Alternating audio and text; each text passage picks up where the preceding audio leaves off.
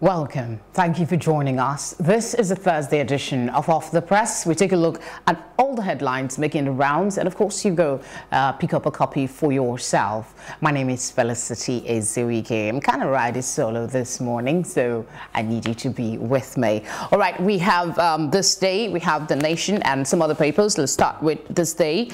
The big screamer here is close inequality between the poor and the rich. APC urges Buhari.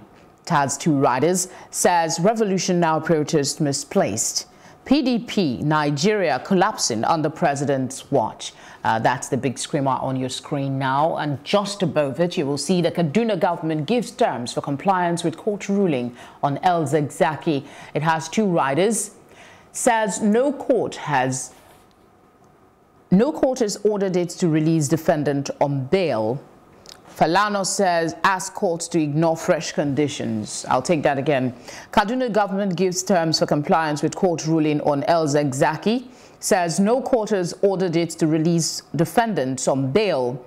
And Falana asks courts to ignore fresh conditions. That's something for you. And just above the masthead, you will see ICT stakeholders urge Buhari to sign data protection bill. Details of that is on page 9. And NLNG's investors sign FID on Train 7 project in October. Oil prices slumps to $57 as U.S.-China trade tensions deepen. That's a little bit of business for you on the front page of the paper. Let's flip down and see what's still on the front page, yes, but just a little bit down. There's the governor of Lagos State associating with excellence. Well, this is still fresh, new. What's the word now? This is still early days. That's the word I'm looking for. It's still early days yet, and we hope to see a whole lot of excellence by the Sanwo-Olu's administration. This is just the beginning. Maybe they're laying the groundwork for the big things we're going to be seeing here in Lagos State. Well, more grace to them. Cease hostilities, court orders parties in Edo Assembly crisis. That's another one that is still not, we don't seem to find an end to it. The National Assembly says they will comply with the court ruling, but they're going to seek a redress because the situation there is still not within the law. That's what the Senate committee is saying. On the back page of This Day newspaper, we have witnesses to a revolution. That's Olusegun Adeniyi speaking this morning. You might want to go read his thoughts on the matter. Showere's picture is right there. We have something on unmarked graves. I think that those are rejoinders from readers of the paper on the back page of This Day newspaper. That's about it for that. We go on now to The Nation newspaper, and the headlines here, not so good picture actually. There are pictures of people and guns and police, and then that doesn't look good when you see it.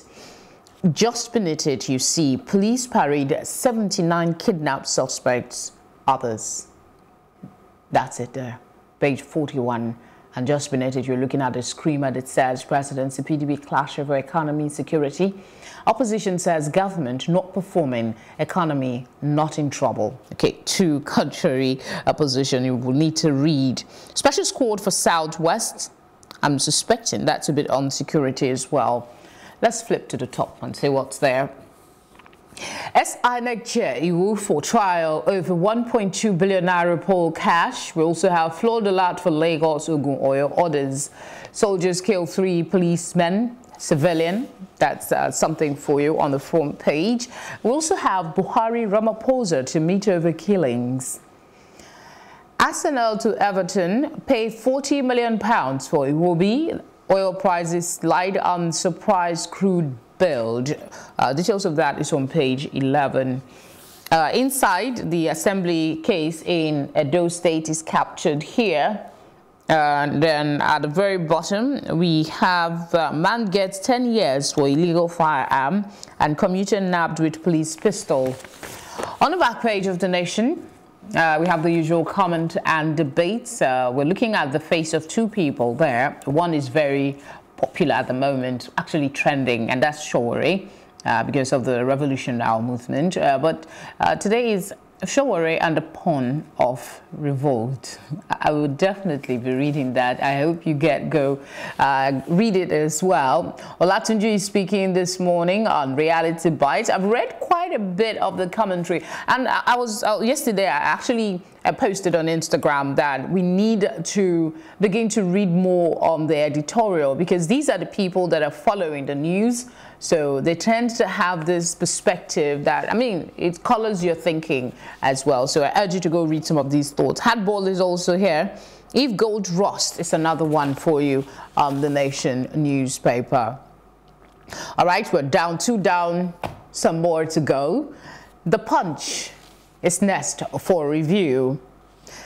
2 years after, states awaits FG's 10,000 health centers project. That's on front page. FG hasn't touched any Lagos primary health care center, that's PHC for you. Medical Guild, NMA speaking. You're still looking at the riders. Some PHCs now churches in Akwa Ibom states. That's NANNM chair. PHCDA says project not abundant. Government releases 5.8 billion naira 2 years after. State awaits FG's 10,000 health centers project. We hear a lot about primary health care. I might not be vast enough about it, but I doubt if they're functional. Funding is always a major issue.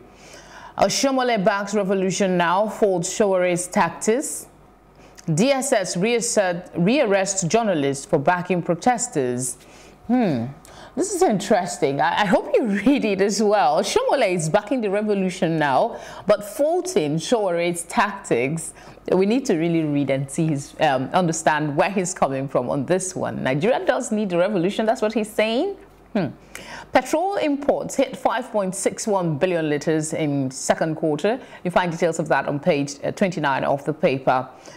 Still looking at the Punch, we have floods from 8 nations threaten Nigeria. Agencies meet. Well, I know that most parts of Nigeria always have issue with flooding. And when it rains like this, everybody have their hearts in their mouths, because you don't know what the situation will be. Already this year, we know that some persons have been, in Abuja, I think a civil servant was flushed away in the rain, the floods that came with it, and a little girl also had the same fate. We're hoping that we'll find a lasting solution to the issue of flooding in this country. Well, maybe this is part of it. Agency Nigeria meeting to see what can be done. That's it on your screen now. Let's go to the picture there. Customs split Ogun Command. Oyo impounds 93 vehicles. There's a picture there on the recovered loots, or should I say recovered stuff. You have page 42 of the paper. That's where it is. Court stops National Assembly from taking over Edo Assembly. We've touched on that a little. IG Special Squad hit Southwest in 2 weeks. 65,000 Nigerians in Saudi Arabia for Hajj. If we live the way we pray in this country, I am very positive that we wouldn't be in some of the situation that we are in today. It's imperative, Christians and Muslims, that we leave our faith, because that way we will contribute more to the society. Yeah, that's a good one there. 65,000 Nigerians in Saudi Arabia for Hajj. Beg Nigerians, dump Southwest. Northern Group tells Buhari. Soldiers killed 3 cops, freed kidnap Kimping. That's police speaking. Residents protest as riot policemen kills Lagos youth. There's actually a press release on that from the Police Public Relations Officer, an update. You might want to stick around here on Plus TV Africa. We'll bring you more details in our bulletins. One is coming up shortly at 9. That's in Pidgin. On the back of the paper, we have the revolution did not fail. That's Thursdays with Abimbola Adelakun. Today, she's talking about the revolution not failing. Let's see what she's talking about. You need to read it to get all of that for yourself. The scene of an accident in Wuse area of Abuja captured on the back page as well. I don't know if we can flip to the picture so we can take a look at it. a scene of an accident at the Wuse area of Abuja on Wednesday. That's it on your screen now. Expression. I hope we didn't lose lives. All right, we'll go to the Vanguard newspaper.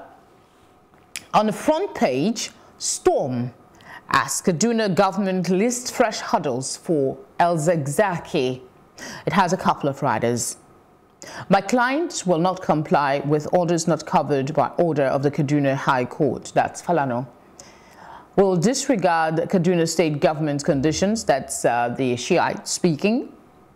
If he gets to India, we can't stop him from going to Iran. That's Junaid Mohammed.